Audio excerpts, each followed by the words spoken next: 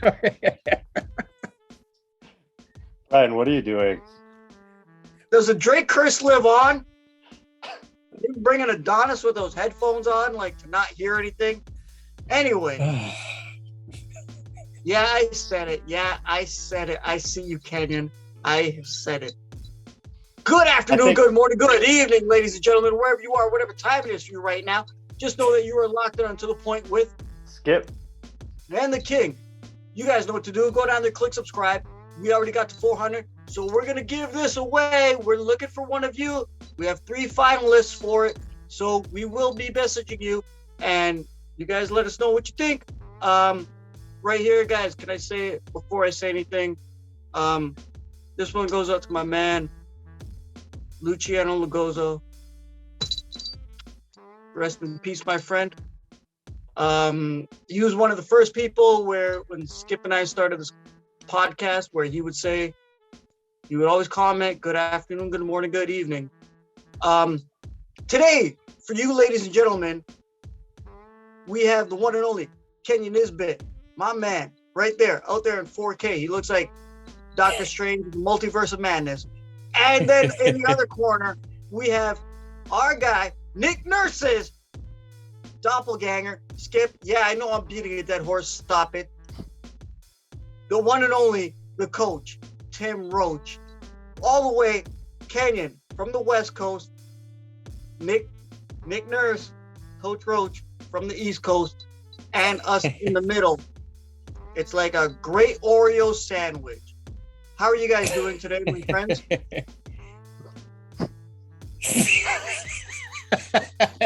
How are you guys doing? It's a great start. I'll say this. I'm crying tears of joy because you made me laugh, like Embiid though.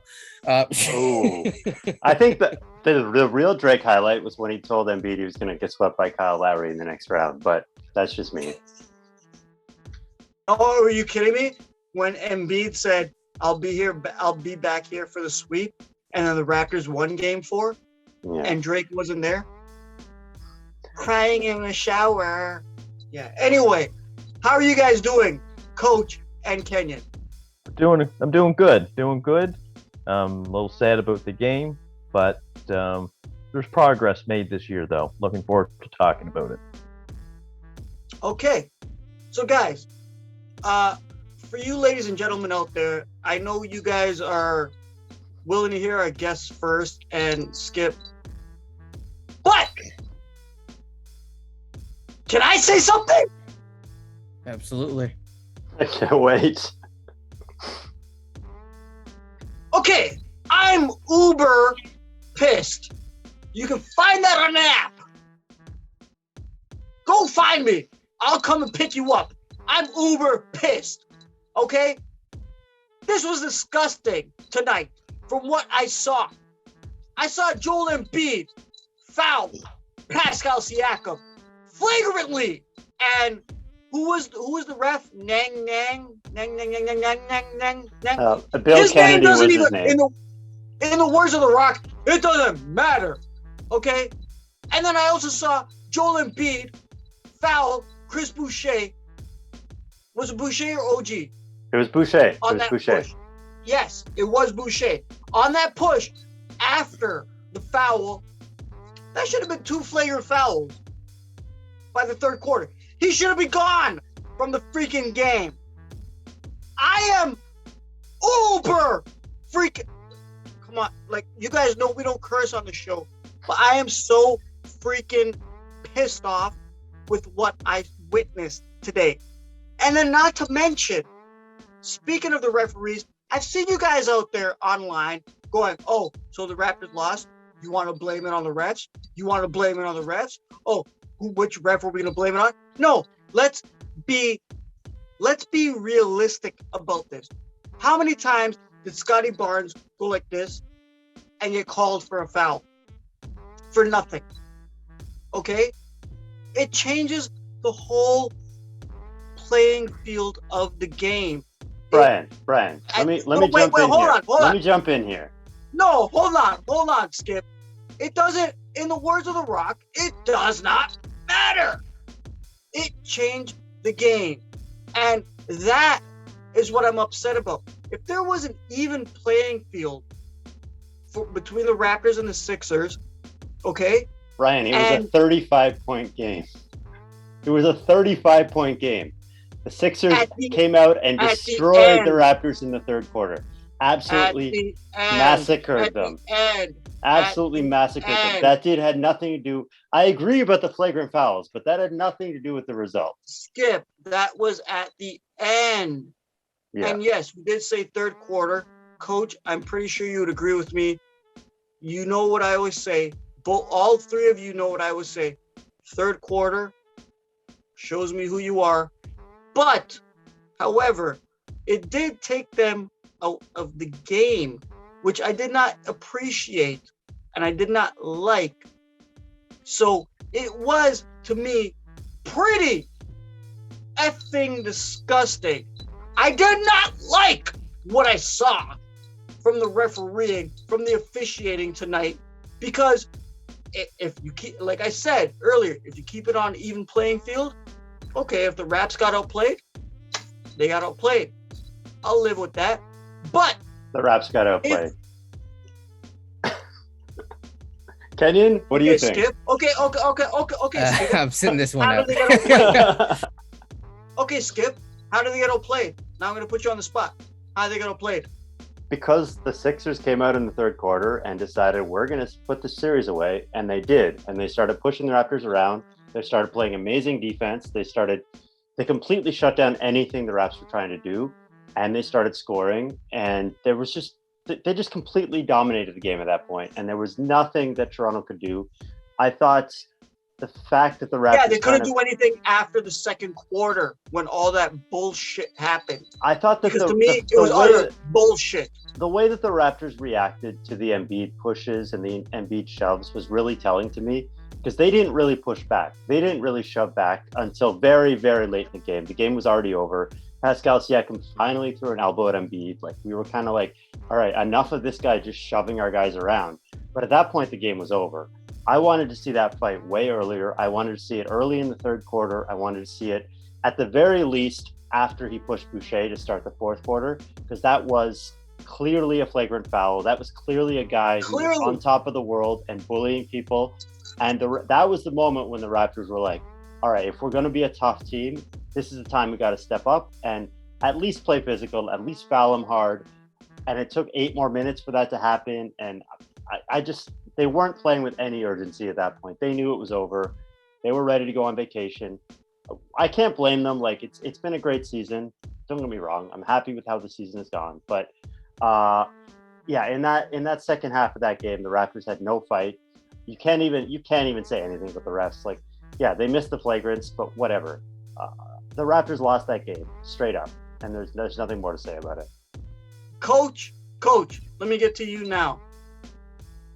How schematically, as a coach, you and I, both former coaches, how did the Raptors lose this game? To me, they didn't come out ready. Even in the first quarter, I didn't think they were. James Harden's been getting a lot of criticism in the media about how he's too old and he's lost a step, and he sounds like he used that for motivation tonight, because he was in attack mode all night long. And he was getting into the paint, especially in the first quarter. There was no help. He had the whole paint to himself. That was the most aggressive I've seen Harden this whole series by far. It wasn't even close. And once he got going, once he was scoring, then he got others involved. Then you saw Maxey, then you saw Green.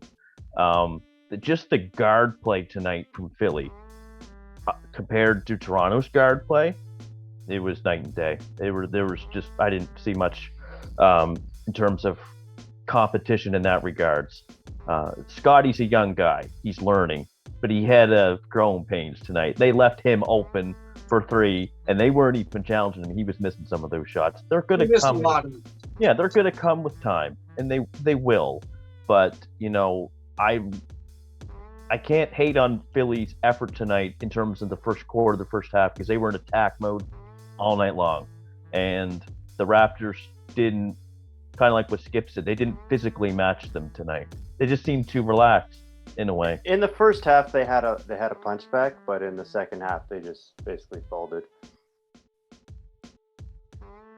Oh, it sounds like you and me when we're boxing. Kenyon, well, now when we're playing pool, because you got my ass. You got my number. Kenyon, based on what the Raptors did tonight, they just closed out the season. It's over. Who sang it? I hate to say it's over. Anyway, doesn't matter. But it's over. Their season is over. But they did show a lot of promise. You're always laughing at my jokes. I love you. No, Right? yes, but also because he's waving his Blue Jays jersey. What are you saying? That's what I'm saying. Well, how do you see, based on what the Raptors have accomplished this playoff series, being one of only 14 teams to come back from an 0-3 deficit to force a game 6, possibly being one of the 4 teams to force a game 7, which they did not. Mm-hmm. How do you think the Raptors fared this season with an overpowered referee unit? Philadelphia 76ers. So it was basically 8-on-5 at every point. Skip, stop it. I see you smirking there. You know what I'm talking about. Okay. How do you see that from them transitioning that from this year to possibly next year? Based on what you just to focus even, if I go micro and I look at just this series, one of the things that I notice is all season the Raptors have really struggled in terms of zone defense, and I think that they figured some stuff out. So we want to look at some positives. Never fear, we're here. But yeah, I saw Thad really operating out of the high post area, and I think when the trade actually happened for Thad, that was what I actually mentioned was he really excels in those spots, and I think that they underutilize those spots. And he actually developed a bit of a chemistry with Chris Boucher, which was nice to see. So I would love to see tonight. Sorry to jump in. Yeah, Boucher was amazing tonight, especially in the Boucher was amazing. Boucher was amazing, but Thad and Boucher throughout the series actually developed quite a chemistry together, and Thad just from that post area, once they figured out, okay, we can actually use him in this area, and they started using him, it was pretty solid. There was so there's that. Obviously, how can you feel bad when you have Scotty Barnes? But also, I just want to say, a lot of people wanted us to tank, and I remember saying playoff experience is what you want for these guys. That's right. Right. This is the experience, and you're 100% right. And they you know what? They got punched in the mouth, and they punched back. And you got to tip their hat to that. Tip your hat to that, and if you have a hat, yeah. and if you don't, then you have to at least appreciate that, right? Because they could have completely folded. They could have had this game in Game 4, but no, they beat them in Game 4, Game 5. I think the growing pains that we saw is you saw a young team that emotionally doesn't, was still learning how to get up and get ready. If we're talking even more micro, yes, there's a couple guys that got torched on defense, and we got to work on that in the future. Not here to talk about any sort of suggestions as to roster constructions right now, but definitely there's the future is bright, and there's a lot to glean from this. So yeah. You know what? You just said it with the growing pains. Because let's face it, this is the first year in the experiment of the positionless basketball, which I'm telling you guys, 10 years from now, I might pass away, I might not be here, but I'm telling you, this is going to change the landscape of the NBA when it comes to positionless basketball. And Can I go one step further? First. Go one step further. I think Go it's ahead. going to be within 5 years. Woo! I think that we're already seeing that switch towards it, and I think we're ahead of the curve because we found more of those guys. But yeah, And you know I what? think this is the Based future on of basketball. based on what you said, exactly. And like you said, the growing pains right now, like you just said, the growing pains, they are going to go through the growing pains. But when you got guys that are 23, 22, 21, 20 years old, and you guys, the oldest guys are 28 years old, this is going to make a hell of a difference on a squad. Like I said before, 10 years ago, Golden State changed the landscape of the NBA by just putting up threes with Steph and Clay, right? It changed it. Now the Raptors have the opportunity to change it. And like you said, with like you just touched on slightly, but I want to go into it. The Raptors defense, by having the positionless players, Coach, how do you feel about the Raptors having positionless defense, like where anybody can come at you? Because last time we all were talking, let's be honest, we all did say about Freddie VanVleet getting switched on the pick and rolls. And yes, we are going to take credit for that. Sorry, SI, sorry, CBC, sorry, City TV, sorry, NBC, and sorry, CBS, for y'all biting us when we talked about this, about the style. But about having the positionless defense, Coach. Well, if you want to have positionless basketball, certainly this model of 6'7" to 6'9" guys, they all have to be able to switch 1 through 5. So in games 4 and 5, we were able to do that quite well. In the first few games, this isn't a knock against Fred, but Embiid was they were trying to get Embiid on switches, so Fred was guarding him, and it's going to be easy for Embiid to score inside. So this idea of having 5 guys on the floor who could all, for the most part, dribble, pass, shoot, and defend all 5 positions is definitely the future of the NBA. And I saw this actually from the Raptors 2 years ago, and this is how I saw it. Boston exposed us with Ibaka and Gasol. Yeah. That was where this trend started to say, well, they got Robert Williams and they got Tatum, and they're just trying to get the switch so Serge or Gasol is guarding someone smaller, and they would just blow by them and stuff like that. So they couldn't keep up with it. So now it's okay. We're going to have Precious Achiuwa. 1 second he's guarding Harden, the next second he's guarding Embiid, the next second he's guarding Tobias Harris, and let's have the 4 other guys who can do the same out there. So the idea is, okay, it doesn't matter who you have on the other team. We're going to be able to match up with you due to our 6'7" to 6'9" height, and with our 7'7" 7'3" wingspan, plus with all the athletic intangibles that come with it as well. So I do see that kind of as Kenyon said, and you, King, as well. It is coming in the future. I don't know when. Whatever team wins the championship, typically all the other teams try to replicate that the next year. So whatever team wins that first, because the Spurs did it, and then you saw Golden State do it, similar to what the Spurs did in 2014. So whatever team wins first with that kind of formula, whether it's the Raptors, whether it's Milwaukee, whatever it may be, that will be replicated by NBA teams and then colleges and then high schools, because we see the 3-point explosion in high schools now in terms of everybody just wants to shoot threes because of Golden State. Yes, Steph Curry really did change the game. He did. Now, Skip, how do you feel about, I got to ask you, man, because we've been talking about this. We've been up till late at night talking about this.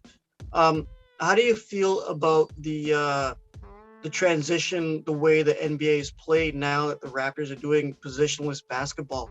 Do you think that this is just a litmus test, or do you want to kill it? You want to put the kibosh on it?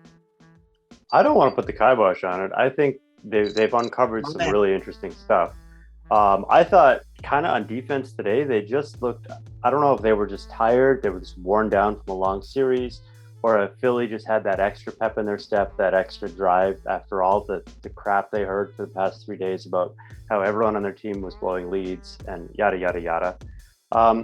I think the thing with the positionless thing, the thing with this positionless concept though, is that you need to have guys that are good players, that are all around good players. That means they're good defenders, they're good shooters, OG, Boucher, they're good playmakers. Siakam, Scotty. And we have about 75% of that. But Yep. if you look up and down our roster, there's still kind of this lack of shooting. Yes. And it's really tough to find wings who can play make, defend, and shoot. And that's where you get that kind of deficit. And even like even Siakam, OG, they're solid shooters. It just feels like this team doesn't shoot well enough to stay in games. And you look at it today, 20% in this game. Just over the course of the series, they did not shoot well at all. And you could say that was bad luck. You could say that was because Van Vliet was out. But I just feel like all the way through this season, 20% was three-point shooting, by the way. Their overall field goal percentage was 39%. But it just felt like all assists as well. Well, it just felt like all the way through this season, we had this great concept of we're going to be a great offensive rebounding team. We're going to be a turnover team, but we're not a very good shooting team. We're going to take a lot of field goals and we're going to miss a lot of field goals. And that was kind Come of on, guys, jump in there. Get at Skip right now. I want to say just one thing. This identity of the 6'7", 6'9" positionless basketball, you could keep the identity, but they have to remember one thing. All roads through the Eastern Conference for the next 5 years are going to have to go through Giannis and Embiid. You're going to have to find someone 6'11", 7 foot who can play that kind of basketball too. Because right now they're too small for those two, in my opinion. But coach. Whoa, you just hit it right there. From a coaching standpoint, from you and I being former coaches, I got to ask you, like, same thing we said about Embiid. Can you let that player go for 40, 50 a night and just cover all the players and maybe sustain yourself and pull out the win? Can you? It's a tough one. But that's not how they did it. They doubled the star every time. At least this team does. But they doubled with Embiid when he put the ball on the floor, which is what Coach Roache said originally. But Coach, to answer my question, do you think you can let the other team's starting guy, who you know is going to beat you, just let him do his thing and then just take over the other guys? I think it's almost an in-game management. You have to see how the game plays out. If the other guys are just shooting trash at the hoop, well, then you probably can afford to double Embiid more so. But if they are in the game, like tonight, for example, Maxey and Harden and Green and Harris, like these guys were hitting everything. Plus Embiid was getting what he wanted inside because he was more physical tonight. I said in one of the episodes here, the more physical he is around the hoop, the tougher it's going to be for us because we physically can't match up with him. This is why moving forward, they can keep the 6'9", 6'7" identity, but all roads are going to have to go through Giannis and Embiid for the next 5 years. You're going to have to match up with them somehow. Wow. So Kenyon, you just spoke about the future of the Toronto Raptors based on what the coach just said. What do you think, man? Like Giannis and Embiid, do you think they can stop them, or do you think they need somebody in this offseason? Well, so I know you're going to go on Miles Turner. No. Forget about that for a second. With regards to positionless basketball, the brilliance of it is it's really truly the counter to what Golden State did. And what Golden State did, it's a geometry problem, right? So Golden State here we go. Spaced the floor. They spaced the floor so much with Steph and Clay and occasionally backpack shooter that but mainly the other two, that the NBA didn't know what to do. And then because of that, you saw a lot of young guys coming up replicating that style, like Trey, for example. Oh, yeah. The counter to that is positionless basketball. Like I said, we're ahead of the curve. It's just a lot of other guys, yes. Right. So by having long, athletic guys that are not only height-wise 6'7", but the wingspan to be able to close out, you now have shrunk the court back down, at least hypothetically. So I think that that's definitely whatever they do moving forward. Now, I would disagree with Coach Roache a little bit. I don't think that you have to have 1 through 5. I would say like at least guard 3 positions, but that's minor. That's super minor. 2 through 4. 2 through 4 or whatever. Yeah, but like that's minor, right? Ideally, I think that I agree that you need a shooter, but I think more importantly, on offense, because I'm not worried about the defense with this type of strategy. It's on offense. I think you need all guys to be really good playmakers and really concise decision makers. And that's sometimes something that lacked. If I can call out, there's times without saying any person or people in particular, there were times when people would go up ISO against 2 guys at a time. You saw it this game, you saw it throughout the season. And I think that's not going, unless you have Jordan or Kawhi, you're not going to, or Kobe. But even then, Kobe had a big dude through his first run, and then he had a couple dudes through his second run that he also passed to. He ain't never unless he purposefully didn't want to shoot to just be that guy, because he had those moments too. we can do a Kobe episode another time. But let's not talk Kobe, guys. Yeah, but no, this wasn't about Kobe. My point was about the mentality, right? And that's the key. So I think we need people. Every single person needs to be locked in defensively, but more importantly, offensively, we need to have fast, quick decision making. Nurse likes a free-flowing offense, read and react offense, and the way that you do that is the ball can't stick. Once you get into that, if you can't get people into their sets fast, then you're going to have problems. And tonight, I saw problems, partly because of that. I think a big part of it. Well, I think they are really working on that. I think that the playmaking will obviously improve and develop over time. These guys are still very young, and they're all showing playmaking chops, and they're all doing some good stuff. Are they all though? Well, for the most part. I mean, even Precious Achiuwa, like he's a guy who I criticized throughout the year as being a guy who would just kind of take the ball and have no idea what he was doing. But we saw even in this series, there were times when he really put the ball on the floor and got right to the hoop. Knew exactly, made his decision, and effectively scored off of that decision. So he's growing in that area. He just went downhill. Yes. OG's growing in that area. Pascal has made leaps and bounds in that area. So I'm not as concerned about the playmaking. It's tough. It's a tough thing to be a ball handler and a playmaker in this league, especially as a wing.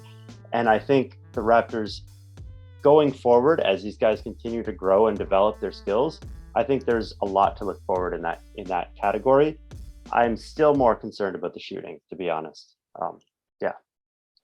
Okay, guys, time is ticking on us. Tempus Fugit, for you people out there that don't know Latin, go look it up. Okay. Let's go for some parting takes. Coach, do you have anything that you have to say, since now that I said since your Toronto Raptors are done for the season and we won't see them again until October, do you have anything left to say, maybe for something they can do or something they didn't? Please, from a coaching standpoint, though. That's what I want to hear, because that tickles my fancy, bro. Kind of like what Kenyon, I think Skip said too a little bit. If this is the identity that we're going to keep moving forward without, I'll put a superstar, like a guy who can just get you a bucket, we have to rely so much on team movement, ball movement, player movement. It's so key. Kind of like what Kenyon said. We got stuck tonight in offense. It was stagnant at times. There are some great players in the league who can get you a bucket, but we don't quite have that. It's not a knock against the players that we do have, but we have to stick to the identity of ball movement, player movement, and moving forward, I do hope we get some more shooting. Like Skip said, it was apparent. And Doc Rivers actually made the comment in his postgame. He said, if we get to 120, we'll beat them because they can't score 120 points. And he's right. He's 100% right. This team is lucky. Yep, this team is lucky to score 110, maybe, on a good night. So moving forward, we have to develop shooters on this team, and we do have to get more scoring via free agency or trade if this is going to be the identity moving forward, which I assume it is. That's another topic for another day on who we're going to give up and who we're going to get. I said we twice. Welcome to the club.